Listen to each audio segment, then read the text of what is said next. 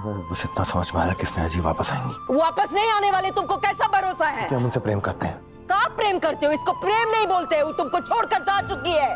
प्रेम उसको बोलते हैं जो तुम्हारे इंतजार में बैठी है, और वो है पूर्वी बिटिया। वो आज भी तुम्हारे इंतजार में बैठी है, उसको प्रेम बोलते हैं। तो कौन सा हमारे प्रेम में इंतजार में बैठी है माँ? अगर आपको ये लगता है कि वो हमारे प्रेम में इंतजार कर रही है तो माँ माफी चाहेंगे, वो आपसे भी झूठ बोल रही है। बहुत पहले पूर्वी को एक बात सच्चाई के साथ बता दिए थे कि भैया तुमसे प्रेम नहीं करते, ना कभी कर पाएंगे, क्योंकि महादेव की कसम हम प्रेम सिर्फ से है जिसे करते हैं। जिद में बैठी आज तक, क्या करें बताइए? तुम भी तो जिद में बैठे हो, क्या करें? दोनों बातों में बहुत फर्क है माँ, बहुत फर्क है। हमने कभी पूर्वी से ये नहीं कहा कि मुझसे प्रेम करते हैं। स्नेहा जी का प्रेम हमने देखा, हमने महसूस किया, हमने जिए उनके साथ वो प्रेम।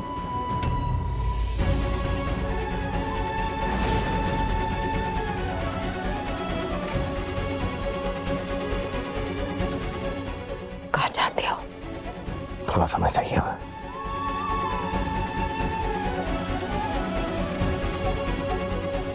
एक दिन का समय दे रहे हैं, बस एक दिन हमारी तरफ से। उसके बाद हमको हमारा पुराना सिद्धू वापस चाहिए। ठीक है, एक दिन का समय बहुत है फिर तो। स्नेहा जी को इसी घर में लाएंगे, साथ में आपका आशीर्वाद लेंगे, और अगर ना ला पाए तो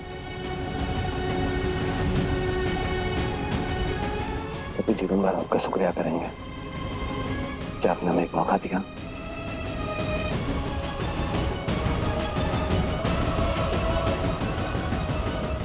दुर्गा, देखो, हम आमतौर पर तुम्हारे फैसलों में दखल नहीं देते हैं, क्योंकि हम जानते हैं कि तुम कभी गलत फैसला नहीं लेती। लेकिन जरा सोचो, वो हमारा बेटा अगर उस लड़की से इतना प्यार करता है तो उस लड़की में कुछ तो अच्छाई होगी ना। एक बार उस लड़की को हमारे बेटे की नजर से देखो, हो सकता है उसकी वो अच्छाई अभी तक तुम्हें नजर नहीं आई। देखना पड़ेगा ना कि वो लड़की की शादी तय हो चुकी है। दुर्गा, उसकी शादी तय हुई है, शादी हुई नहीं है। एक बार हमारी बात मानकर अपनी ये नफरत छोड़कर अपने बेटे की खुशी के बारे में सोचो। तो आपको लगता है हमको हमारे बेटे की खुशी की कोई परवाह नहीं है?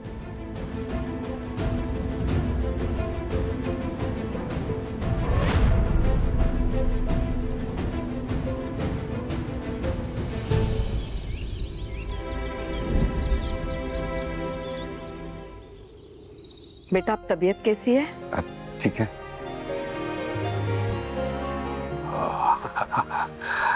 अब स्नेहा बिटिया को देख लिया है, तबीयत ठीक ही होगी।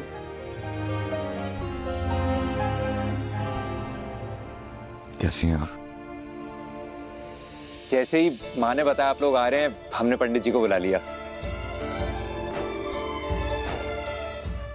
बेटा बैठो ना।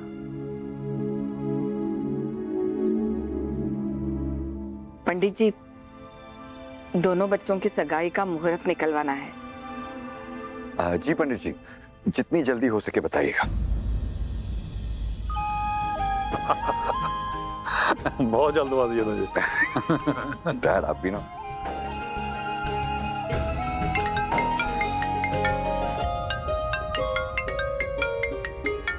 एक्चुअली एक्सक्यूज मी, मुझे ये कॉल लेना पड़ेगा।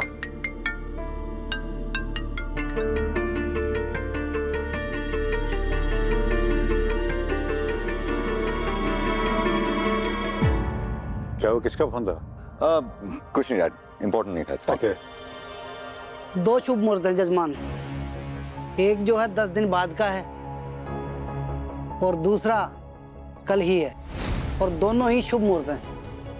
कल का रख लेते हैं। मुरली जी, इतनी जल्दी? हाँ, इतनी जल्दी तैयारी कैसे हो पाएगी? जीजू को इतनी हड़बड़ी क्यों हो रही है? 10 दिन का बोल के तो पंडित जी आपने हमें डरा ही दिया था। हाँ, गंगा जी आप चिंता मत करिए, आजकल फोन पे सब कुछ हो जाता है। एक फोन घुमाओ, सारी तैयारियां शुरू। भाई साहब, हम सोच रहे थे कि सगाई इसी घर में हो। हाँ, मुझे कोई एतराज नहीं है। सगाई आपके घर में आपके तरीके से और शादी हमारे घर में हमारे तरीके से। सिद्धू को इस तकलीफ से बाहर निकालने के लिए ये सब जितना जल्दी होगा उतना ही अच्छा है। स्नेहा, आप ठीक है? बिट्टू, शांता, जरा खीर लेकर आना तो। हम आते हैं। स्नेहा, क्या आप सच में कल के लिए ओके? मैं कुछ दिनों से देख रहा हूँ आप चुप चुप सी रहती हैं, परेशान दिखती हैं। क्या आप सच में इस रिश्ते से खुश हैं?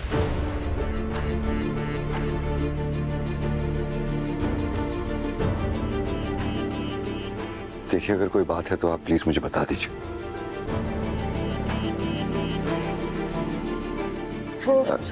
शांतनु, वो हमारी दी को इतनी जल्दी हमसे दूर ले जाएंगे, बस यही सोचकर हमारी दिन थोड़ी उदास है। अरे बाप रे, बड़का गाड़ी, लगता है शहर वाला सेठ आया है। हाँ,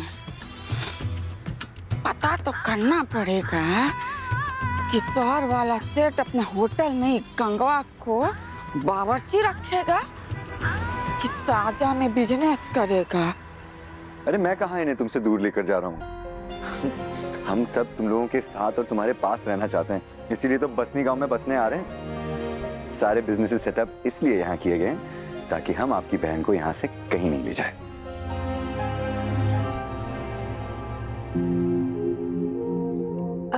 बेटे, हम पन्ना लेके आते हैं, अंकल को बहुत पसंद है ना। ओके।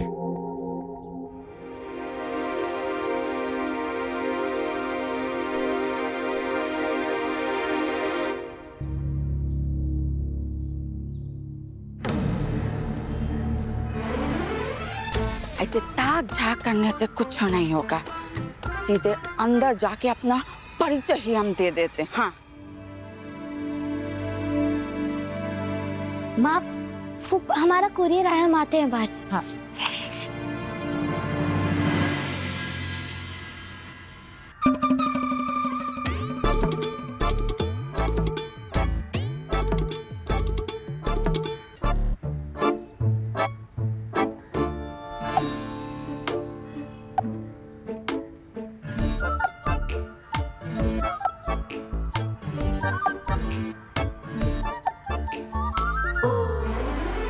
अच्छा हुआ छुटंगी चली गई।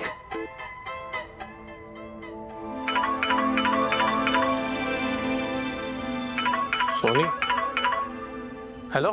हेलो पारस, क्या हुआ? तुम्हें चोट लगी है? चोट? खून भी आ रहा है? खून? पगला गई हो क्या बोल रही हो? पारस, तुम्हें हॉस्पिटल जाना पड़ेगा। तुम अकेले हो? माँ कहाँ है तुम्हारी? उसे तुम्हारी परवाह नहीं है? हमारे पारस को चोट कैसे लग गया? तुम बाहर से जाओ। रिक्शा! रुक रुक रुक रुक रुक! चल चल चल।